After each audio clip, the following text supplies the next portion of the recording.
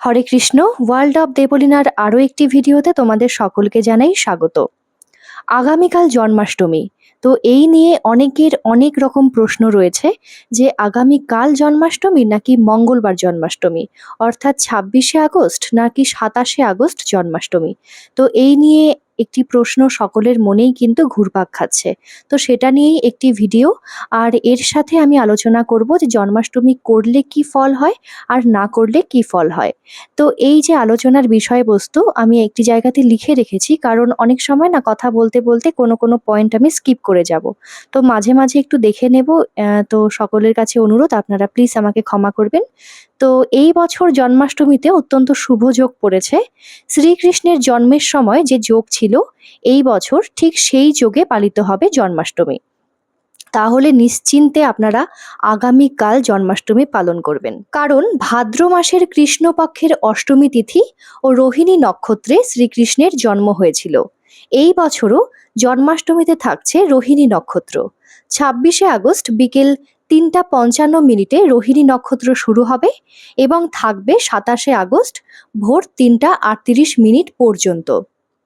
জন্মাষ্টমী সোমবার অথবা বুধবার পড়া বিশেষভাবে শুভ বলে মনে করা হয়। তাহলে এই বছর জন্মাষ্টমী পড়েছে সোমবার। এটা কিন্তু অত্যন্ত শুভ যোগ, আর তার সাথে কিন্তু রোহিণী নক্ষত্রও আছে।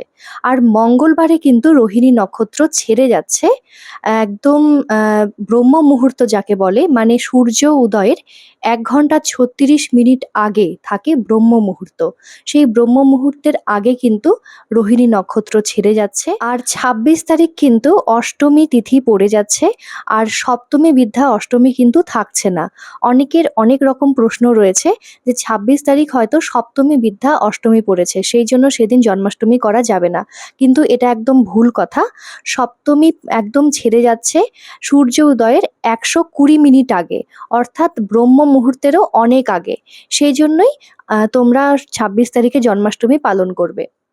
আর দেখো, এত সুন্দর মুহূর্ত পড়েছে রোহিণী নক্ষত্র, উপরন্তু সোমবার জন্মাষ্টমী, আর এর জন্যই কিন্তু গঠিত হবে জয়ন্তী যোগ এই জন্মাষ্টমীতে, মানে ২৬ তারিখে। জন্মাষ্টমীতে ৫:৫৬ থেকে ৭:৩৭ মধ্যে পুজো করতে হবে। এরপর বিকেল ৩:৩৬ থেকে সন্ধে ৬:৪৯ মধ্যে পুজো করতে হবে। তবে জন্মাষ্টমীর পুজোর সেরা সময় হলো ১২টা ১ থেকে, মানে রাত্রি ১২টা ১ থেকে ১২:৪৫ পর্যন্ত। এটা হচ্ছে জন্মাষ্টমীর সময়সূচি তোমাদের কাছে আমি তুলে ধরলাম। এরপরে আমি আসব জন্মাষ্টমী পালন করলে কি হবে আর জন্মাষ্টমী না পালন করলে কি হবে। ভবিষ্যত্তর পুরাণে উল্লেখ করা আছে যে ভগবান শ্রীকৃষ্ণের জন্মাষ্টমী পালন করলে তিনি ভগবানের অহৈতুকী কৃপা লাভ করবেন। ভগবানের নির্দেশনায় সকলকেই এই জন্মাষ্টমী ব্রত পালন করতে হবে। নারী, পুরুষ, ব্রাহ্মণ, ক্ষত্রিয়, বৈশ্য সকলেরই জন্মাষ্টমী পালন করা অবশ্যই কর্তব্য। ভগবান শ্রীকৃষ্ণের সন্তুষ্টি বিধানের জন্যই কিন্তু আমরা জন্মাষ্টমী পালন করে থাকি, আর এর ফল কিন্তু রয়েছে প্রচুর। কিন্তু ভক্তরা ফল লাভের আশায় কিন্তু জন্মাষ্টমী পালন করে না। ভবিষ্যত্তর পুরাণে আরও উল্লেখ করা আছে, যারা জন্মাষ্টমী পালন করে তাদের নিরোগ, শান্তি, প্রসিদ্ধি এবং সকল মনোবাসনা পূর্ণ হয়। এই জন্মাষ্টমী পালন করার মাধ্যমে সমস্ত রকমের পাপ ভগবান হরণ করেন এবং সর্বসিদ্ধি লাভ হয়। তাহলে আমরা জানতে পারলাম যে জন্মাষ্টমী পালন করলে কিন্তু আমরা নিরোগ থাকবো, আমাদের মনের ইচ্ছা কিন্তু পূরণ হবে, আমাদের মনে একটা অন্যরকম শান্তি আসবে, আর আমাদের যত পাপ আছে তা কিন্তু ভগবান নিজে হরণ করে নেয়। আর সেই জন্যই আমাদের কিন্তু সর্বসিদ্ধি লাভ হয়। এবং যারা জন্মাষ্টমী পালন করে না তাদের অধোগতি লাভ হয় এবং তারা নরক গতি লাভ করে। এবং যদি জন্মাষ্টমী ব্রত পালন না করে অন্ন ভক্ষণ করে, তাহলে তার প্রতিটা গ্রাসে গ্রাসে এই নিখিল পাতক সেবনে ফল হয়, অর্থাৎ সকল মহাপাপ অতি পাপ তাকে স্পর্শ করে। অর্থাৎ যারা জন্মাষ্টমী পালন না করে অন্ন ভক্ষণ করছে তাদের কিন্তু শরীরে অনেক অনেক পাপ প্রবেশ করছে। যতবার করে তারা অন্ন ভক্ষণ করছে তার প্রতিটা গ্রাসে গ্রাসে কিন্তু পাপ ঢুকছে তাদের মধ্যে। আর এই জন্মাষ্টমী ব্রত যদি পালন না করে তাহলে তার পিতৃপুরুষগণ যারা ঊর্ধ্বগতি লাভ করেছিল তারা আবার নরকগামী হয়। তাই আমাদের সকলেরই জন্মাষ্টমী ব্রত পালন করা উচিত ভগবানের সন্তুষ্টি বিধানের জন্য। আমাদের পিতৃপুরুষগণ যারা ঊর্ধ্বগতি লাভ করেছিলেন তারা কিন্তু পুনরায় নরক গতি লাভ হবে। সেই জন্যই কিন্তু আমাদের সকলের জন্মাষ্টমী ব্রত পালন করা উচিত।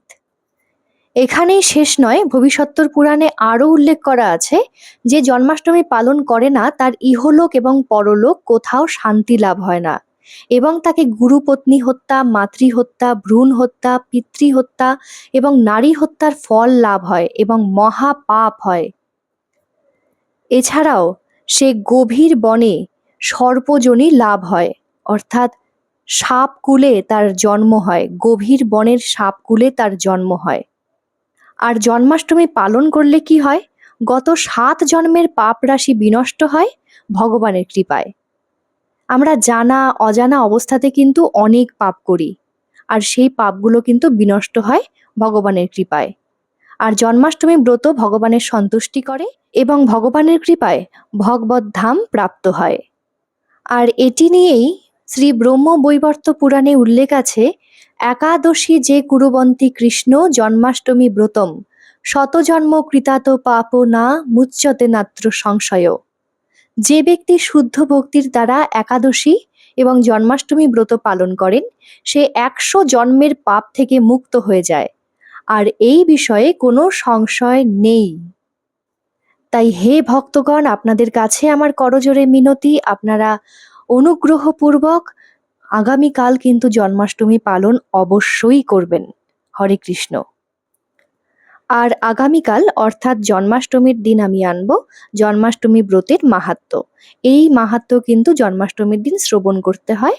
আর আপনারা আমার চ্যানেলকে সাবস্ক্রাইব করে রাখবেন, আমাকে ফলো করবেন, তাহলে আপনাদের সামনে আমি এরকম কৃষ্ণ কেন্দ্রিক অনেক রকম তথ্য তুলে ধরতে পারবো।